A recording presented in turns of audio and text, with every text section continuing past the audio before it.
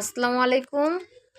আজকে আমি সহজ একটা রেসিপি রান্না করব, পুঁই শাক দিয়ে চিংড়ি মাছ। এখন আমি কড়াইতে তেল ঢেলে দিলাম। এখন আমি কিছু পেঁয়াজ দিয়ে দিলাম। এখন চিংড়ি মাছটা দিয়ে দিলাম, নাড়াচাড়া দিব। এখন আমি মশলা রেডি করব।